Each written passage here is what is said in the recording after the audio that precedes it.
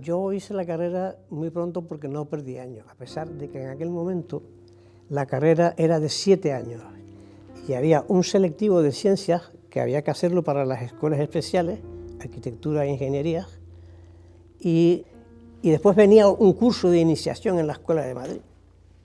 Y entonces no perdí años, logré acabar en los 7 años que me tocaba y acabé a los 25. Y a finales del 69 yo me colegio cuando todavía esto era delegación de Sevilla y estaba delegado el visado, el Colegio de Médicos nos había prestado un salón de unos 50 o 60 metros cuadrados y 2 despachos, que estaba Arturo Macanti de secretario jurídico, que no le iba para nada al pobre, en paz descanse, el papel de secretario técnico jurídico de una ministra. Él era un poeta.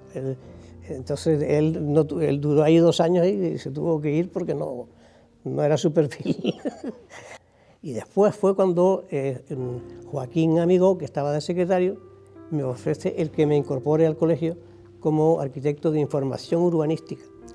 Porque yo siempre tuve una decepción con la arquitectura, porque me di cuenta que era un poco pija, y sobre todo por el ambiente que había ahí, y yo estaba más metido en las cosas, en el urbanismo, porque tenía un aspecto más social, no era el objeto arquitectónico, elitista, el arte del objeto, sino era una cosa que metía la arquitectura en la sociedad, en la política, y eso me atrajo mucho. Tuve un gran profesor que era La Rodera, y salí incluso con la tesis preparada para seguir por ahí. Yo siempre tuve ese motivo. Estaba ya el motor de la creación del colegio, eso fue muy importante. Todo este emporium de actividad y el optimismo, todo esto que acabo de oír de Efraín, viene también porque fue un momento creativo. Fue un momento en el que el colegio se creó, y se creó en Tenerife, no en Las Palmas. Y de ahí vienen todos los males que han venido después. Porque Las Palmas, cosa que tengamos aquí, cosa que quieren tener ellos. O si somos mejores, ellos quieren ser iguales o mejores. Eso siempre ha sido así. Y el colegio lo creó el Tenerife.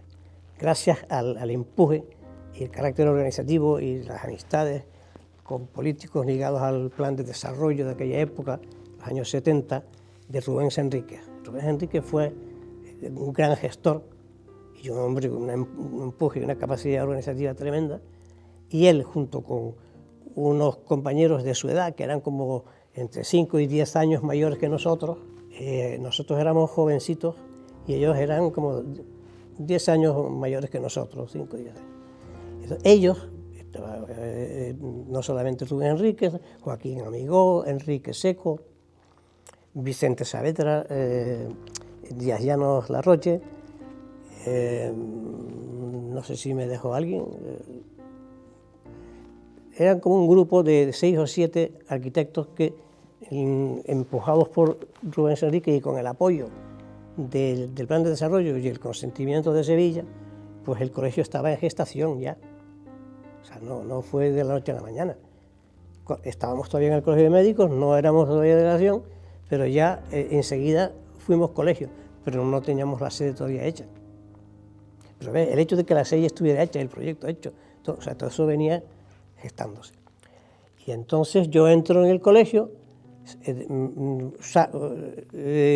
hago estos cursos. Aquí se hacía un urbanismo pésimo, porque el urbanismo todavía era lo que daba una hoja de DIN A0, ese era el plan.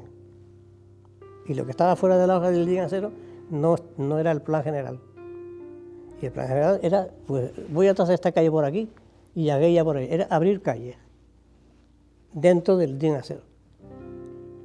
Claro, eso no tiene nada que ver con el carácter geográfico del urbanismo, el carácter territorial, el carácter social, económico, de solución del problema, la habitación, ecología muy fuerte dábamos en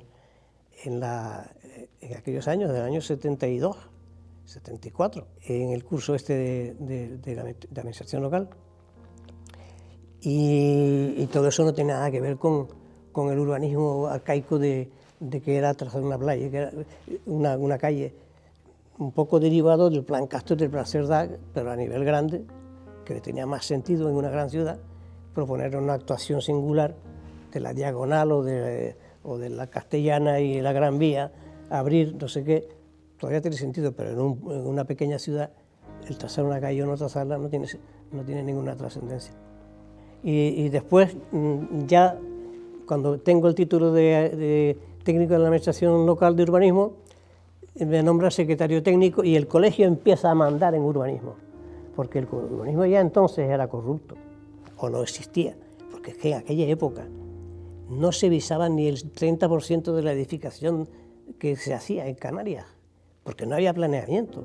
La ley del suelo del 56 era una ley que no se aplicaba, no existía para los abogados, ni para los jueces, ni para nadie.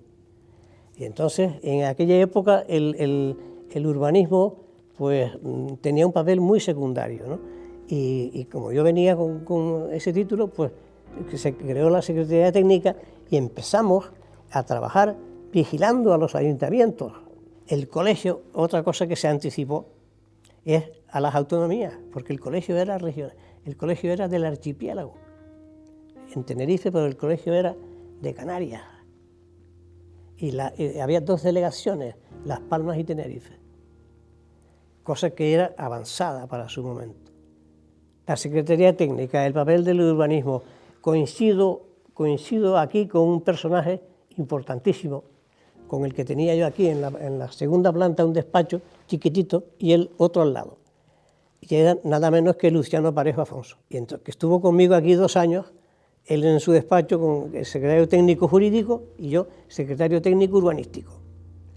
Y entonces nos llevábamos magníficamente, es un hombre de una inteligencia prodigiosa y con un sentido del humor también impresionante. Salíamos de vez en cuando, cada hora, cada 2 horas, al hall de los despachos y nos contábamos los últimos chistes de Forges y nos despatarrábamos de risa. Y nos reíamos de todo. Y luego volvíamos a seguir trabajando, nos metíamos otra vez y seguíamos trabajando. Pero yo aprendí mucho de él, yo aprendí muchísimo de él, en cuanto al aspecto jurídico de él. Él después, a los 2 años, se fue a Madrid y con Enterría, y a poco tiempo era catedrático y hoy en día es una eminencia en derecho urbanístico. Importante, lo de que éramos a nivel archipiélago no era coña. O sea, yo iba al ayuntamiento de Pájara, porque habíamos visto en el boletín que estaban en tramitación el plan general de Pájara, y entonces los planes generales eran un poco más que el DIN A0, pero se hacían a mano, a lápiz y con rayas. Y entonces yo hacía informes cuando no eran planes ortodoxos según la ley del 56, el colegio del informe negativo, primero que nada se asustaban de que viniese alguien de Tenerife al ayuntamiento a preguntar por el plan general. O sea, empezamos a ejercer un papel tutelar del urbanismo municipal, que después se perdió. En el año 78, los jóvenes, esa generación de jóvenes que fuimos soldados cuando se creó el colegio, pues asaltamos el poder de la Junta de Gobierno, como pasó también hace unos cuantos años, unos 10 o 15, ¿no? Pero de otra manera. Nosotros ya ganamos las elecciones, pero se convocaron otras y no teníamos la mayoría necesaria, según los estatutos. Y entonces estuvimos presentándonos 6 veces y no salíamos. Para mí era un honor, o sea, es que por eso te digo que las cosas no son así hoy en día. Hoy en día los jóvenes colegiados hablan peste del colegio. Y para mí era un honor pertenecer al colegio. Y en virtud de que era un honor, pues yo trabajaba gratis para el colegio y encima me quedaba tan a gusto y me sentía importante. Esa era la realidad. Muy bueno. Nos íbamos a comer a la caseta de madera de Caboyano con Westerdal, Pérez Mínic, Efraín, no sé cuánto, no sé qué. Y para mí era un honor que me dejaran que estar entre ellos.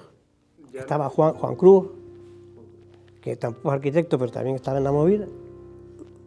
José Ángel Domínguez Nadón, gran cerebro, es el que antes de que nosotros fuéramos el asalto a la Junta, él Lo había dado antes porque él fue decano o presidente, pero él fue el que creó los descuentos progresivos y muchas más cosas que eran comunistas, hoy lo llamarían comunistas. Después de esta euforia de expansión, se crece y entra en una fase de superdesarrollo. Y entonces no solamente se mete en urbanismo y tutela a los ayuntamientos con sus planes generales, sino que se mete con la tecnología, crea su laboratorio del Colegio de Arquitectos porque creía que los otros iban a negociar y hacían probetas para romper que dieran bueno y tal, y y se creó aquí en la planta baja el laboratorio. Se crea, además de eso, y primero que nada, se crea en un aparato en el semisótano por cuestiones de frío y de seguridad. Se trae el aparato más grande que había de IBM y tenemos aquí el mayor ordenador de España en la planta ahora abajo, donde está la última de abajo. Bueno, pues ese aparato, que todavía era con fichas Fortran, de esas, no sé qué, era un antediluviano, pero que era el aparato IBM mejor que había en aquel momento, si no en Norteamérica, en España seguro. Entonces se crea eso, se crea una cooperativa de materiales. O sea, el colegio empieza a expandirse para los servicios que necesitaba el arquitecto. Se crea la caja de arquitectos, un banco para los arquitectos, se crean muchas cosas. Y todas esas cosas que las creamos en la euforia del desarrollo, del crecimiento, pues luego se han vuelto contra nosotros. Este edificio fue el edificio mejor que había en Santa Cruz. O sea, para mí, y lo sigue teniendo una calidad arquitectónica impresionante. Y fue obra fundamentalmente de Rubén y también de Díaz Llanos y Saavedra. Yo recuerdo, porque como yo estaba trabajando en el colegio, era muy democrático, porque yo estaba en la mesa de juntas, de donde ahora se reúne la junta, allí y al lado, que estaba unido, donde está el despacho del ahora del decano y el de enfrente, eso era una sala. Y esa sala era donde nos reuníamos todos. Nos reuníamos todos, y tanto los de la junta como los que trabajamos para el colegio, y todo eso se fue fraguando con llamadas telefónicas a José Luis Ser, a Joan Miró, a todos los que vinieron, y más artistas. Y no se habla de escultura en la calle, pero no se habla que de paso se consiguieron un patrimonio pictórico que está en el colegio, que también se consiguió por la relación que se estableció con todos los artistas mejores de España, que estaban algunos en el extranjero de aquella época. Yo recuerdo más esas reuniones que el momento de la gala, por decirlo así. Éramos conscientes de que era un momento tremendo y que estamos hablando con personas importantísimas. Los que se dedicaban a la cultura, porque había una organización, como decía Efraín, muy espontánea, no era nada jerárquico, comisión, no sé cuánto tú haces, aquello estaba saliendo, era como un borbotón de trabajos y de cosas que se hacían, y porque todo el mundo hacía, y todo el mundo colaboraba, había un espíritu creador, por llamarlo de alguna manera. Pero mientras tanto, hubo otra cosa muy importante, que fue el cambio del modelo colegial, que fue cuando se quita el tema de las 2 delegaciones, se crean las demarcaciones de régimen pleno, de no sé qué. Eso fue un proceso largo y muy complicado, que acabó mal, porque después Las Palmas siguió con el tema de colegio total para nosotros y tal, hasta que acabó como estamos ahora, un colegio insular. Esa es la historia. Yo digo, para acabar la historia del colegio, que es donde estamos ahora. Un colegio insular que ahora vuelve a ser, tiene la ventaja de que ahora es colegio que gobierna, no es colegio y demarcación, porque eso era una cosa del modelo anterior, que era una contradicción. Pues yo me acuerdo que era vicedecano. Yo digo, bueno, pues cuando salí de vicedecano en el 87, pero aquí el que mandaba era el presidente, Francisco Javier González Reyes. Él de presidente, me acuerdo yo, él vino aquí, había un acto, Y yo vine como vicedecano pensando que era una cosa, pues no me dejaba ponerse ni al lado suyo. El que mandaba era el presidente de la marcación. Ya no mandaba el colegio. Y ahora pasa lo mismo con el consejo.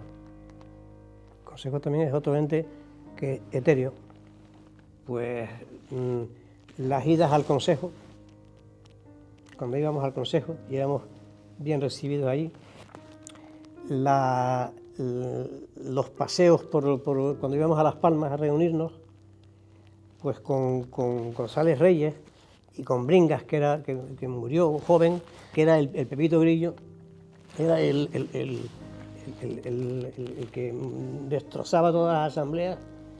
Yo me lo encontré de frente y lo que hice fue, pues, él me provocaba. Él, de entrada de la primera junta que yo fui de vicedecano, él no se sentó en la mesa, sino se sentó en una silla al lado mirándonos a todos.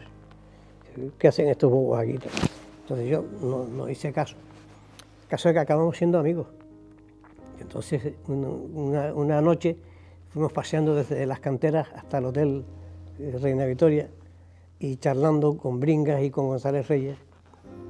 Había una relación amistosa, a pesar de todo.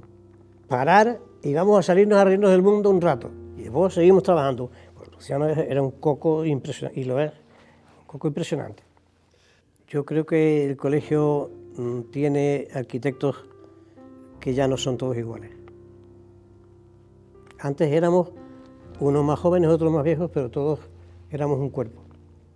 Se ha perdido el espíritu de cuerpo de arquitectos. Entonces, ¿cómo va a haber un colegio unitario y amigable, habiendo gente en paro, gente que ha dejado la carrera, gente que está explotada por otros? O sea, la profesión ha cambiado, el mundo ha cambiado. Y con el mundo ha cambiado la profesión. Todo esto que decía Efraín que dábamos a la sociedad y que la sociedad lo valoraba, pues hoy en día la sociedad cree que vamos solamente a ganar dinero y a ser el más chachi de todos, a ser el mejor arquitecto y a ser el que es más rico. Y claro, entonces, ¿qué vas tú a...? ¿Qué prestigio? O prestigio o dinero. El que tiene las dos cosas son muy pocos. Hemos sufrido un proceso de concentración de capital, de concentración en grandes y buenos estudios. No digo que la arquitectura es mejor que antes, pero lo que es los estudios de arquitectura son muy pocos y no representan a la mejor arquitectura, pero no representan a un colectivo de arquitectos, y eso tiene difícil solución. A no ser que nos inventemos una especie de cascada de colegios según afinidades. Yo creé las asambleas, las agrupaciones de arquitectos urbanistas. Después de que nos echaron de la dirección general, yo en el año 95 convoco aquí y vienen 50 colegiados aquí y 50 en Las Palmas, porque yo los engodé con que los arquitectos siempre hemos creído que tenemos derecho a hacer urbanismo y que somos los únicos que podemos hacerlo, quitando a los ingenieros que pueden hacer también proyectos de urbanización y no sé si alguna cosa más. Pero realmente no es así.